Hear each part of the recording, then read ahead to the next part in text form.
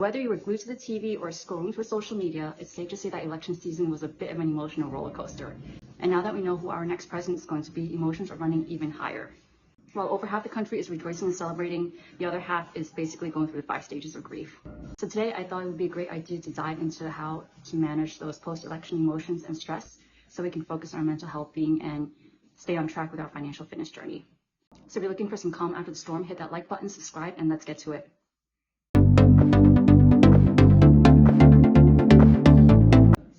Hi, I'm Star Tower, your financial fitness coach, here to empower you to become financially healthy and to live the life and retirement that you and your family deserve. Welcome to Mindset Monday, where I give you tips and advice on how to develop an abundance mindset towards wealth and money. So in today's video, I want to talk about how to manage your post-election stress and emotions. So emotions continue to still run high a few weeks after the election, and I want to address this because it not only affects our mental health, but also affects how we make decisions around our finances. High emotional stress can often lead to impulsive decision-making around our finances, such as overspending, making risky investments, or even neglecting our budget. Focusing on emotional regulation and mindfulness prevents us from making knee-jerk decisions, allowing us to stay on track with our financial fitness and make sound, strategic decisions that align with our long-term financial goals. So first off, acknowledge your emotions and take some time out to process them. So whether you're happy, sad, anxious, overwhelmed, or even just feeling uncertain, know that this is valid, especially after a high-stakes election like the one we just had. And know that this may continue into several weeks or months. Take some time to process these emotions. Focus on something productive or positive, or even just self-care. Journaling is a very healthy way to release some of these emotions and maybe just kind of vent and try to understand why you're feeling this way.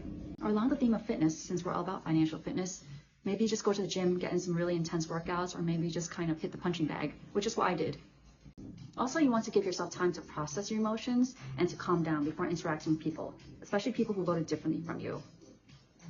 When my friends reached out after the election, especially the friends that I knew voted differently from me, I asked them to just kind of give me some time to calm down and process because I wasn't in a good headspace to speak to them.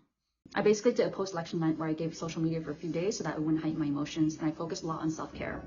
In the spirit of transparency, what I really wanted to do was just block and unfriend everyone who voted differently from me. But in hindsight, I realized that wasn't really a mature thing to do.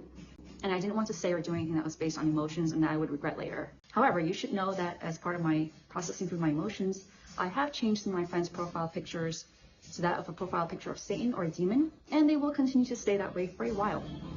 So another way to manage your post-election emotions is to show some grace from both sides. If your candidate won, congratulations, but resist from gloating or throwing it into other people's faces. Emotions are running high on both sides, and gloating can be unsportsmanlike behavior and will make it less likely for the other side to want to hear you out or to understand your perspective. On the other hand, don't be a sore loser and lash out if you voted for the other candidate that didn't win. While it's okay to have these strong emotions, realize that our system of democracy allows us to have different perspectives and make different choices to reach the same goal. So while you may not be ready to interact with someone who voted differently from you, I do encourage you to connect with others who voted similarly to you and are feeling the same way. I really believe that we're not meant to go through these big moments alone, but to go through them with other people in community. So for those of you who voted for the winning candidate, instead of gloating on social media, I encourage you to celebrate and share your joy with others who voted for him as well. On the flip side, for those of you who voted for Harris, I encourage you to find others to go through the 5 stages of grief with. Another way of managing our post-election emotions is to focus on our shared goals and commonalities. Focus on what unites us, not what divides us. At the end of the day, we're all Americans and we share some common goals. We want our country to succeed, we want our economy to do well, and we want our families taken care of. While we might have differing opinions on how to reach those goals, we share the core values of patriotism and service. So in conflict management, the facilitator usually tells both parties to view the other party from a position of positive intent. That is, you assume the other party had good intentions, acknowledge that they want to see a positive outcome for both parties. In the future, I do plan to have conversations with those who voted differently from me to understand their decision-making process and their perspective. But that's after I reach a point where I can switch their Satan profile pictures back to their original profile pictures. So while you're processing through the election results and its implications, it's important not to make any knee-jerk or emotional decisions around your finances. During these emotionally charged times, it's easy to fall into behaviors like retail therapy, making hasty investments, or even abandoning your budget as a way to cope. So take some time out for self-care, calm your mind, and regain some perspective so that you can ensure that your financial choices are driven by logic and aligned to your goals rather than being influenced by external circumstances. I recently attended a Yahoo Finance conference where they had guests ranging from CEOs of top corporations to industry experts to economists to a representative of the Federal Reserve, and they shared broad-ranging views on how they think the economy is going to do with Trump as president. But the common theme around all these guests in terms of what actions to take is more of a wait-and-see approach. I also did a previous video focusing on how the election and a new president will impact our retirement and financial planning, so feel free to watch that for some action steps and advice. And finally, if you're really struggling with managing your post-election emotions, I recommend reaching out to a professional for support, whether it's a therapist or a financial advisor. A therapist can help you process your emotions and take some action steps around them, while a financial advisor can be that objective third party who can keep you accountable and stay on track with your financial fitness goals, or even discuss changes to those goals.